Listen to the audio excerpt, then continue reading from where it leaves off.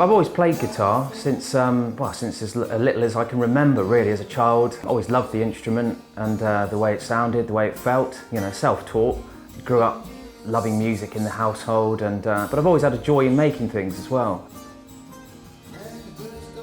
My dad was a fantastic carpenter, mostly house carpentry, bits of joinery, but he always had a meticulous eye for detail and for making things properly and using all the old hand tools.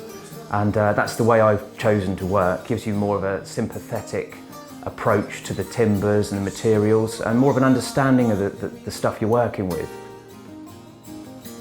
Worked in a music shop for 15 years, doing repairs and setups.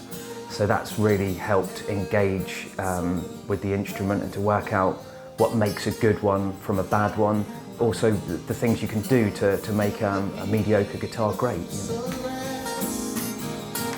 One of the most exciting things has been engaging with the players that have the guitars built specifically and trying to tailor it to their needs. Recently made a baritone guitar for Ian, which has been a fantastic project because he came with so many ideas and I'd already been familiar with his music.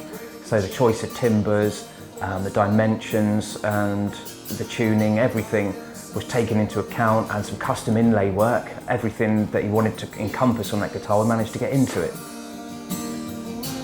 I asked James if he'd make me a baritone guitar, and he hadn't made one before. And so I got him convinced to do it, and then I threw the curveball, and I said, well, actually, James, on the headstock, I'd like you to engrave "This Machine Kills Fascists." And James, being James, immediately said, yes, no problem. And the history is unbelievable. I've got a few guitars, and I have to say that there's many things you do in your life. When you make a few quid and you lose a few quid, you think, well, I have to sell me Rolexes. And then, of course, when you're really skint, you have to look at the guitars that you thought, well, I'm going to have to sell that Gibson. I'm going to sell. But I can tell you what, even though I'm down to my last brass knuckle, I will not be selling my Millman.